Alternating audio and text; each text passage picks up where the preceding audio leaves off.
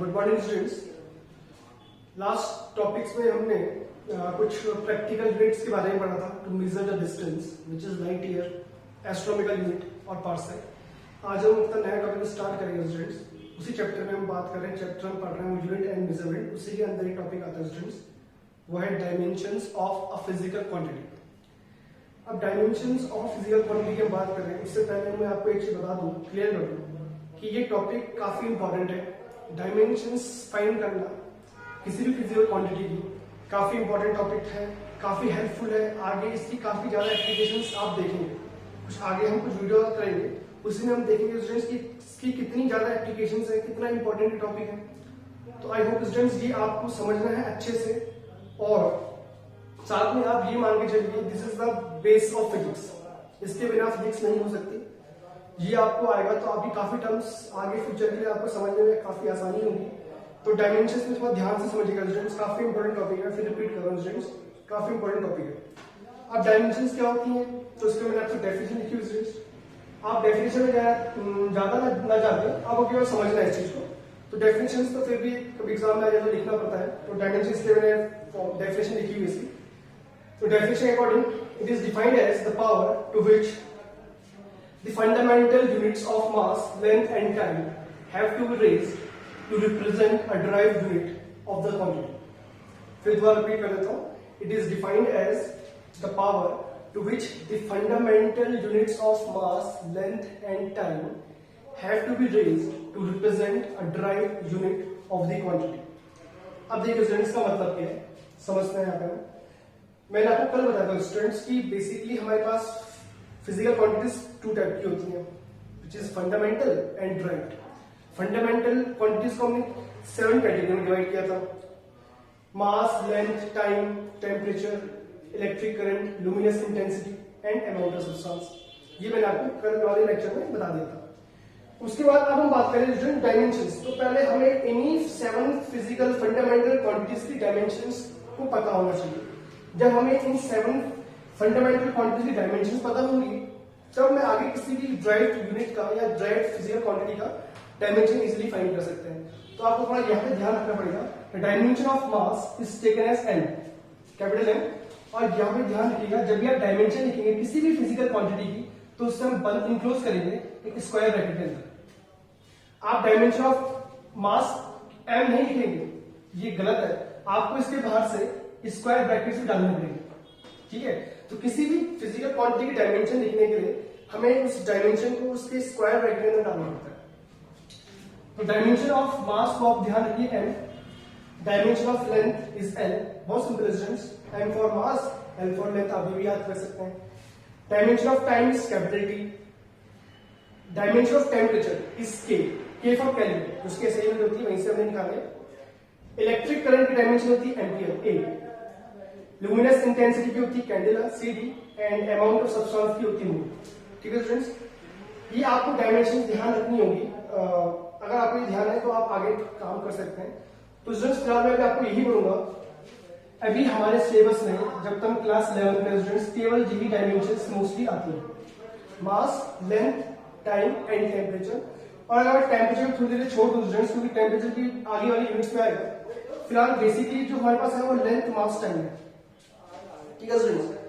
तो लेंथ, मास का m, length का l और t का टाइम का t, जो डायमेंशंस हैं हमारी फंडामेंटल क्वांटिटीज की।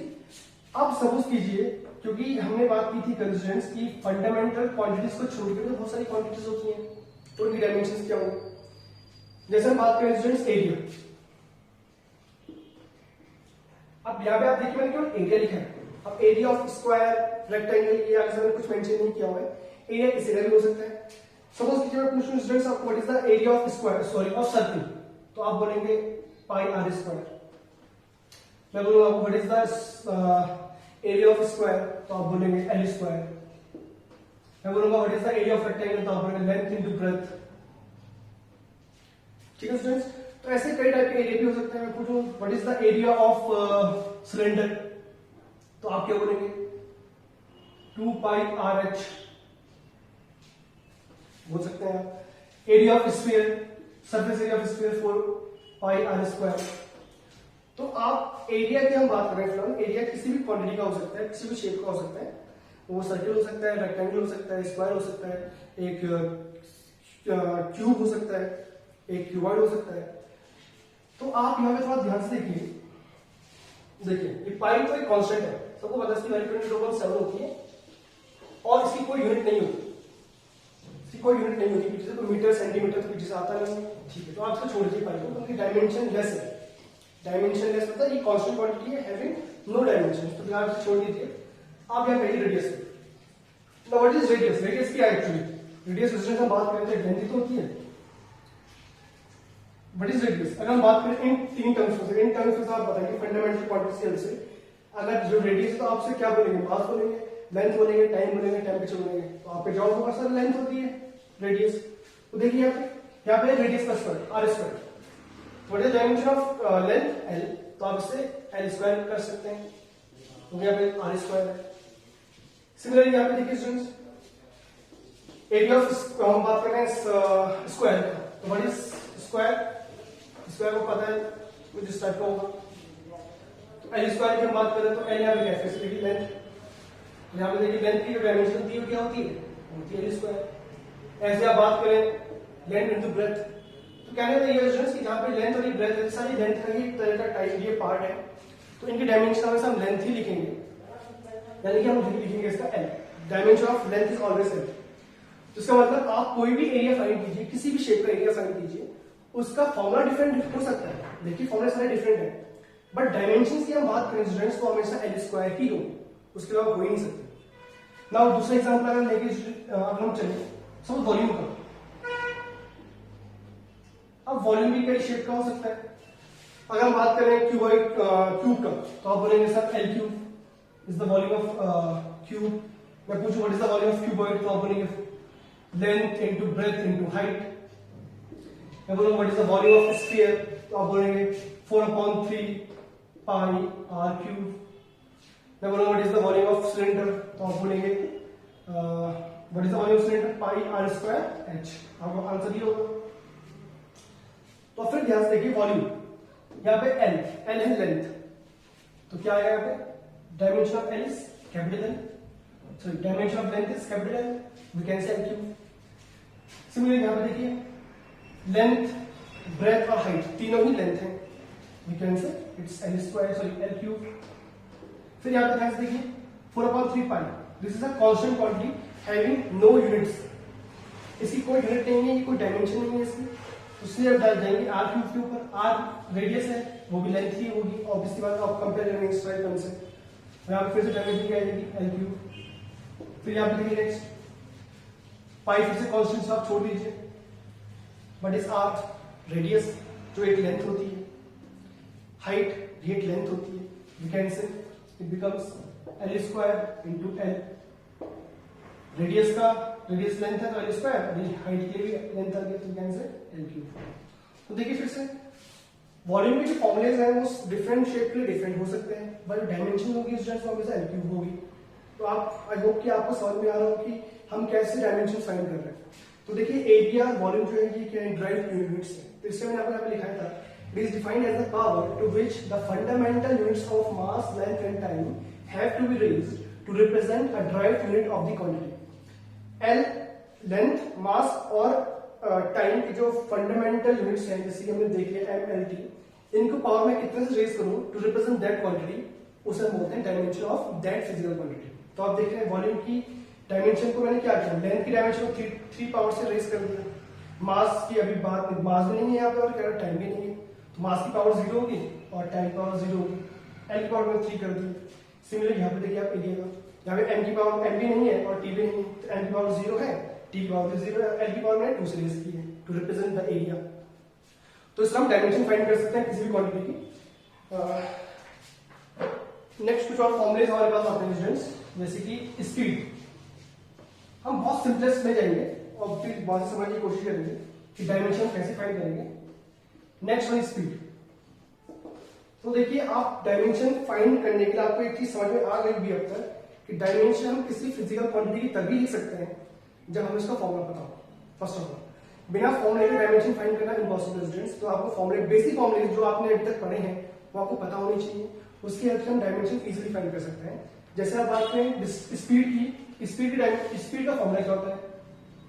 वो डिस्टेंस अपॉन टाइम, ये आप सभी को पता है। अब देखिए स्टूडेंट्स, डिस्टेंस क्या है?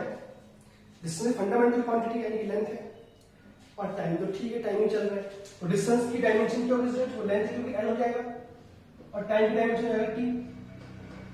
तो सब एक साथ लिख सकते हैं, एल और टी की पावर ऊपर आके माइनस वन हो जाएगी, we can say L t raised to minus 1. This is the dimension of speed. Similarly, velocity की dimension अगर हमें find करनी है तो पहले हमें इसका फॉर्मूला पता होना चाहिए। What is the formula of velocity? Displacement upon time. Now what is displacement? Displacement भी एक length है, तो अगर length है तो dimension क्या होगी स्टूडेंट इसकी? L, और टाइम की डायमेंशन एबिलिटी होती है, तो फिर क्या हो जाएगा? L T minus one.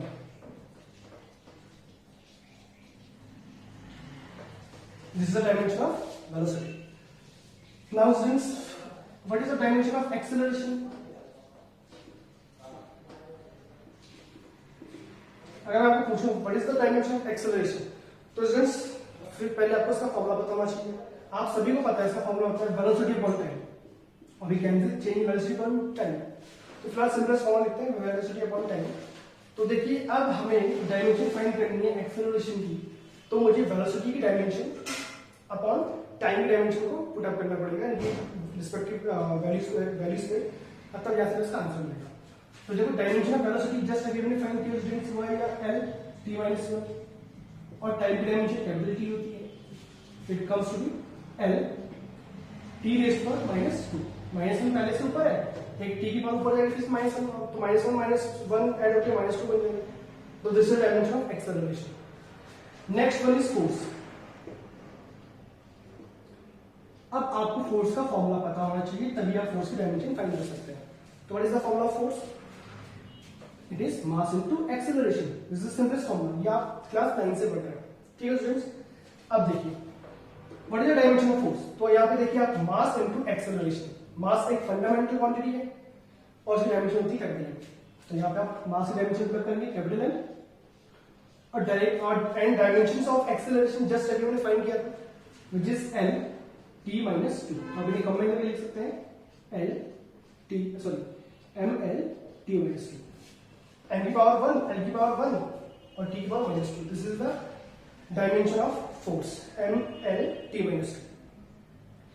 बल्कि फोर्स तक हम कर चुके हैं स्टूडेंट्स। ऐसे जो भी फंडामेंटल क्वांटिटी, जो भी फिजिकल क्वांटिटी आपने सुनी है, सबकी डायमेंशन फाइंड कर सकते हैं। बस कंडीशन ये है स्टूडेंट कि हमें फॉर्मूला पता होना चाहिए।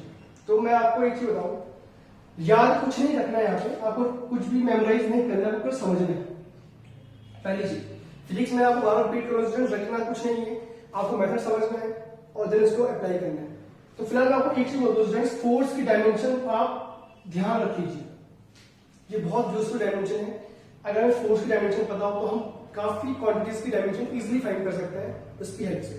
तो आई होप स्टूडेंट्स कि आपको ये तरीका समझ में आया कि हम कैसे पहले में फंडामेंटल क्वांटिटीज की डायमेंशन को लिख लिया और देन वहां से हम ड्राइव क्वांटिटीज की डायमेंशन को फाइंड कर रहे हैं, speed, velocity, acceleration, force. Force तक हम पहुंच गए। मैं आपको बोल रहा हूँ स्टूडेंट्स, फोर्स की डायमेंशन आप प्लीज मेमोराइज कर लीजिए, m1 l1 t-2। ये काफी हेल्पफुल होगा आपको आगे क्वेश्चन सॉल्व करने के लिए। बहुत इजीली आप शॉर्टकट वे में आप क्वेश्चन सॉल्व कर सकते हैं, टाइम हमारा कम कंज्यूम होगा, ठीक है। तो देखिए फोर्स की डायमेंशन मैं सपोज कर रहा हूँ कि आपने याद कर लिया m1 l1 t-2, बहुत टफ नहीं है याद करना। अब बात करते हैं स्टूडेंट इससे और आगे जाकर सॉल्व करने के लिए, जैसे कि हम बात करें प्रेशर। अब प्रेशर की फिजिकल क्वांटिटी है, इसकी डायमेंशन अगर फाइंड करनी है तो पहले आपको उसका फॉर्मूला पता होना चाहिए। सभी को पता है students, force per unit area, this is the formula of pressure. Force upon area both are pressure. देखिए what is the dimension of force. अगर आपको देखो डायमेंशन ऑफ फोर्स एग्जैक्टली ध्यान है तो आप डायरेक्ट इसकी वैल्यू हम पुट अप कर सकते हैं। अगर ये आपको याद नहीं है स्टूडेंट्स, तो पहले पूरी कैलकुलेट करनी पड़ेगी और तब आप इसकी वैल्यू हम पुट अप करेंगे। इसलिए आपको बोल रहा हूं स्टूडेंट कि फोर्स की डायमेंशन आप याद रख लीजिए। Dimension of force is M L T minus two, और डायमेंशन ऑफ एरिया में आपको बताया था कि एरिया किसी का भी हो, कोई भी शेप की बॉडी हो, उसका एरिया हम फाइंड करें तो डायमेंशन हमेशा उसकी एल स्क्वायर ही आती है। फॉर्मूला डिफरेंट होते हैं पर dimension is always L square. तो आप यहाँ पे देखिए it becomes m1 l minus 1 t minus 2।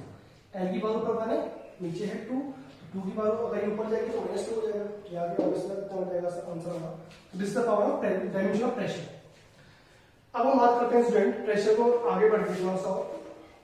Pressure जैसे आपने और कौन सी टर्म सुनी है, देखिए स्टूडेंट्स आपकी पास जो बुक होगी या जो आपका एनसीईआरटी बुक है या जो आप भी रेफरेंशियल यूज कर रहे हैं स्टूडेंट्स, उसमें बहुत सारी टर्म्स फिजिकल क्वांटिटी डायमेंशन की बनी हुई है, जैसे विस्कोसिटी, सरफेस टेंशन, और भी कई टर्म्स होती हैं, काफी हैवी टर्म्स होती हैं, जैसे कि modulus of elasticity, Young's modulus, bulk modulus. आप वहां पे नहीं जाने क्योंकि उनके फॉर्मूलाज आपको पता नहीं है। मैं आपको इतने रिक्वेस्ट कर रहा हूँ जितने फिजिकल क्वांटिटीज आपने आज तक सुनी है, जिनके आपको फॉर्मूले पता है, जो आपने पढ़ी है, एटलीस्ट आपको उनकी डायमेंशन याद होनी चाहिए। याद नहीं करनी है, समझना ही कैसे मिलती है। जैसे कि एट जो टर्म्स मैंने लिखी हैं इन सारी टर्म्स से आप फेमिलियर है, इस सारी टर्म्स आपने पढ़ चुकी हैं। अब नेक्स्ट टर्म हम बात करें प्रेशर को आगे बढ़ के, सबसे वर्क डन। ये फॉर्मूला भी आपने पढ़ा है, वर्क डन के बारे में आपने पढ़ा हुआ है, वर्क क्या होता है। तो वर्क अगर आपने पढ़ा हुआ है तो मैं ये एज्यूम कर सकता हूँ कि आपको वर्क डन का फॉर्मूला पता होगा। फॉर्मूला होता है वर्क डन का फोर्स इनटू डिस्प्लेसमेंट। सभी को पता होगा, क्लास 9th में हमने पढ़ा था, फोर्स इनटू डिस्प्लेसमेंट। फिर देखिए मैंने अभी आपको रिकॉल कराया था कि फोर्स की डायमेंशन आप याद रख लीजिए। अगर आपको डायरेक्टली याद है तो आप डायरेक्टली वैल्यू कर सकते हैं। Dimension of force is ml t minus 2 and what is displacement? Displacement is length, so dimension become l। अब इनको कंबाइन कर लीजिए आप, it becomes ml2 t minus 2।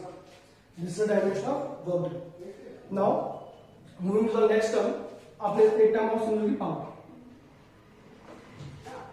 अब पावर का फॉर्मूला क्या होता है स्टूडेंट्स, अगर मैं आपको पूछूं तो one is the rate of doing work is called power. Work done का अगर आपको पावर का फॉर्मूला पता है तो वर्क अपॉन टाइम, तो आप इजीली डायमेंशन फाइंड कर सकते हैं किसकी, पावर की। देखिए अब अगर आपको पावर की डायमेंशन फाइंड करनी है तो स्टूडेंट वर्क डायमेंशन को पता होनी चाहिए, अपॉन टाइम की तो पता ही होती है आपको। बट सपोज करो मैं आपको सपोज एक्चुअली डायमेंशन बहुत ज्यादा होती है, मैं ये नहीं एज्यूम कर सकता कि आप वर्क डायमेंशन पता हो, याद हो, तो आपको वर्क का फॉर्मूला पता होना चाहिए। वो होता है, अभी हमने बताया था फोर्स इनटू डिस्प्लेसमेंट। देखिए अभी ऊपर ही लिखा हुआ है अपॉन टाइम। अब देखिए ये टूट गया हमारा सिंपलेस्ट क्वांटिटी में, force into displacement upon time. और फोर्स की डायमेंशन मैंने आपको बोला कि आपसे रिकॉल याद रखिए हमेशा, से भूलिए मत बिल्कुल। तो m1 या we can say ml t minus 2, this is the dimension of force। d is displacement, it means the dimension will be l and the dimension of time is t। तो आप यहाँ कंबाइन करेंगे सारी powers को तो बनेगा m। देखिए यहाँ पे l और n, दो l है और दोनों l मल्टीप्लाई में, तो मल्टीप्लाई पावर ऐड होती है, सभी को पता है। यहाँ पे l की पावर 1 है, यहाँ पे 1 है, तो 1 + 1 2। अब देखिए फिर t की पावर ऊपर कितनी है -2 और नीचे कितनी है 1, तो ये t के अभी ऊपर जाएगा तो कितना हो जाएगा -1 हो जाएगा, -2 और -1 इट्स -3। तो इस तरह से हम पावर की डायमेंशन की फाइंड कर सकते हैं। तो स्टूडेंट्स आई होप कि आपको समझ में आया हो कि कैसे हम फंडामेंटल क्वांटिटीज की डायमेंशन का अगर नॉलेज है तो वास्तव में कैसे ड्राइव क्वांटिटीज की डायमेंशन फाइंड कर सकते हैं। एक बेसिक तरीका था फाइंड करने का। फिर एक चीज और ध्यान रखिएगा यहाँ पे, जैसे कि एक कंफ्यूजन आता है what is the dimension of energy. अब एनर्जी भी कई टाइप की पढ़ी होगी आपने, kinetic energy, potential energy, sound energy, chemical energy, electrical energy. तो आपको कंफ्यूज नहीं होना है। देखिए मैं आपको एक सिंपल तरीका बताता हूँ सॉल्व करने का। जैसे आप बात करें वर्क डन की, वर्क डन की जो SI यूनिट होती है वो होती है जूल। ये सभी को पता है, वर्क डन की SI यूनिट जूल होती है। ऐसे बात करें एनर्जी की, एनर्जी कोई भी हो, काइनेटिक हो, पोटेंशियल हो, साउंड हो, केमिकल हो, इलेक्ट्रिकल हो, सब सारी टाइप की एनर्जी की जो SI यूनिट होती है वो भी जूल ही होती है। आपको ध्यान से समझना पड़ेगा। फॉर्मुला डिफरेंट होते हैं इनके। काइनेटिक एनर्जी का फॉर्मुला 12 mv², पोटेंशियल एनर्जी का mgh, साउंड एनर्जी का फॉर्मुला कुछ और होता है, इलेक्ट्रिकल एनर्जी का कुछ और फॉर्मुला होता है। तो आपको ध्यान ये रखना है कि एनर्जी कोई भी टाइप की हो उनकी डायमेंशन जूल होती है, ठीक है। और सिमिलरली वर्क डन की एनर्जी जो यूनिट है वो भी जूल होती है, सही। तो हम कह सकते हैं अगर यूनिट मैच करती हैं, दो फंडामेंटल क्वांटिटीज, सॉरी दो फिजिकल क्वांटिटीज मैच करती हैं, सॉरी अगर दो फिजिकल क्वांटिटीज की यूनिट्स मैच करती हैं, जैसे कि वॉल्यूम की यूनिट जूल और एनर्जी की भी जूल, तो उनकी डायमेंशन भी एग्जैक्टली मैच करेगी। तो अगर वॉल्यूम की डायमेंशन ये है, हम कह सकते हैं स्टूडेंट्स एनर्जी की, कोई भी टाइप की एनर्जी, चाहे केमिकल हो, चाहे इलेक्ट्रिकल हो, मैकेनिकल हो, सबकी डायमेंशन एक ही होगी, वो होगी mL2T-2, जो किसकी होती है, जो वॉल्यूम की होती है। ठीक है स्टूडेंट्स, आप ध्यान समझिएगा, जब यूनिट्स मैच करती हैं दो फिजिकल क्वांटिटीज की, तो उनकी डायमेंशन भी मैच करेगी। अब हम बात करते हैं स्टूडेंट कुछ और डायमेंशन की, जैसे कि मोमेंटम। तो अगर मैं आपको लीनियर मोमेंटम का फॉर्मूला आपको पता है स्टूडेंट्स, वो होता है mass into velocity. What is mass? Dimension of mass is capital M and dimension of velocity हमने फाइंड किया था। डायमेंशन अगर आपको नहीं याद है तो हमसे अभी फाइंड कर सकते हैं। फॉर्मूला क्या होता है वेलोसिटी का? वो होता है distance displacement upon time. Dimension of mass is capital M, dimension of displacement is L and dimension of time is T. We can say इन्हें combine कर लेंगे आप mL/T-1। This is the dimension of momentum. तो आपको फॉर्मूले ध्यान होने चाहिए फ्रेंड्स, उसकी हेल्प से आप किसी भी फिजिकल क्वांटिटी की डायमेंशन इजीली फाइंड कर सकते हैं। फिर मैं आपको बोल रहा हूँ जो फिजिकल क्वांटिटीज आपने अभी तक सुनी है, पढ़ी है, आप केवल उन्हीं की डायमेंशन फाइंड करने की कोशिश कीजिए और टर्म्स में ना जाइए। वो फॉर्मूले आपने पढ़े नहीं है अभी, तो आपको याद नहीं करना है, समझना है। अब स्टूडेंट्स एक क्वेश्चन एग्जाम में बहुत ज्यादा आता है, इंपॉर्टेंट क्वेश्चन है कि dimension of universal gravitational constant. Universal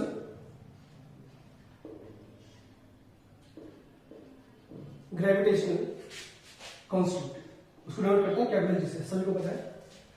इसकी डायमेंशन फाइंड करने के लिए एग्जाम में आता है, काफी मोस्टली टाइम ये क्वेश्चन एग्जाम में आता है। तो समझिए कैसे फाइंड करेंगे डायमेंशन। तो आपको पहले ये समझना पड़ेगा कि ये यूनिवर्सल ग्रेविटेशनल कांस्टेंट ये किस फॉर्मूले में यूज हुआ है। तो आप शायद, मुझे इतना आपको पता होना चाहिए कि ये फॉर्मूला आपने कई बार पढ़ा हुआ है, जहाँ पे ये यूज होता है। वो फॉर्मूला है न्यूटन्स लॉ ऑफ ग्रेविटेशन, जहाँ पे न्यूटन ने बताया था कि दो मास ऑब्जेक्ट के बीच फोर्स ऑफ अट्रैक्शन कितना होता है। तो अगर मैं इस फॉर्मूले को थोड़ा लिखूं यहाँ पे, तो आप बोलेंगे F इज इक्वल टू होता है G m1 m2 upon r square. इसी फॉर्मूले में हमने पहली बार G को इंट्रोड्यूस करवाया था। G और भी कई जगह यूज होता है स्टूडेंट, पर आप बेसिकली ये समझिए कि G फिलहाल कहीं पे यूज होता है। आपने ये फॉर्मूला भी पढ़ा हुआ है, तो इसलिए मैं इसी की हेल्प ले रहा हूँ। तो देखिए, अगर आपको G की डायमेंशन फाइंड करनी है, तो पहले आपको G का एक फॉर्मूला बनाना पड़ेगा in terms of remaining physical quantities जो इस फॉर्मूले में हमें गिवन है। तो G का अगर हम फॉर्मूला बनाएंगे स्टूडेंट, तो क्या बनेगा? थोड़ा ध्यान से देखिएगा। G is equal to F R square upon m1 m2। तो आई होप स्टूडेंट्स यहाँ पे टर्म्स यूज होने का आपको मीनिंग पता हो। यहाँ पे m1 m2 दो ऑब्जेक्ट्स के मासेस हैं, r होती है उन दोनों ऑब्जेक्ट के बीच की distance and f is the force of attraction between these two bodies. Now अब देखिए, हमें G का फॉर्मूला मिल गया है।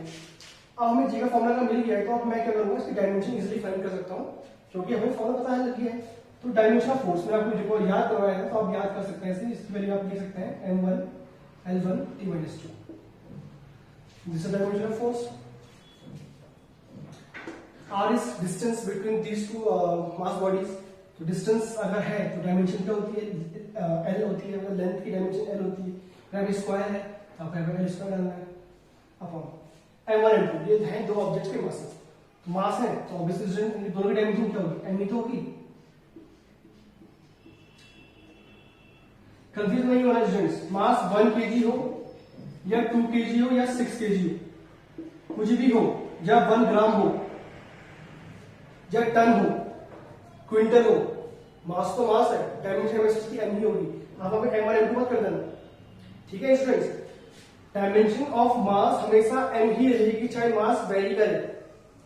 Similarly dimension of length centimetre में मेजर कर सकते हैं, मिलीमीटर में मेजर कर सकते हैं, किलोमीटर में मेजर कर सकते हैं, माइल्स में मेजर कर सकते हैं। हम लेंथ किसी भी मेजर करें, डायमेंशन हमेशा एल ही होगी। तो आप यहाँ पे ये हमें डायमेंशन हमने नोट कर लिए। अब आपको सॉल्व कर लीजिए इसको, तो यहाँ पे मिल जाएगा m-1 L/3 T-2। देखिए एम से एम की पावर कैंसिल आउट, एक एम बचेगा नीचे, उसकी पावर ऊपर आके नेगेटिव बन जाएगी, एल एक इधर है, एल की पावर 1 और एक एल की पावर 2 यहाँ पे, दोनों मल्टीप्लाई में पावर है तो ऐड हो जाएंगे, एल की पावर 3 रहेगा और देन टी सिंगल चलेगा मल्टीप्लाई। तो ये हो गया हमारा यूनिवर्सल ग्रेविटेशनल कांस्टेंट की डायमेंशन। तो स्टूडेंट्स ऐसे भी आपने जितने भी टर्म्स अभी तक आपने पढ़ी हैं अपने प्रीवियस क्लासेस में, आप ये डायमेंशन फाइंड कर सकते हैं। और आपका यही होमवर्क है कि जो टर्म्स यहाँ पे छूट गई है हमारे पास, जो भी टर्म्स आपने जो पढ़ी है टर्म्स जिनको आपको पता है कि टर्म्स कौन सी होती हैं, तो आप उन टर्म्स का डायमेंशंस इजीली फाइंड कर सकते हैं। और अगर आप फाइंड करने में कोई प्रॉब्लम अगर आपको होती है तो आप मेरे से जरूर पूछ सकते हैं। तो आज के लिए काफी इतना, बाकी हम कल बात करेंगे एप्लीकेशन ऑफ डायमेंशन।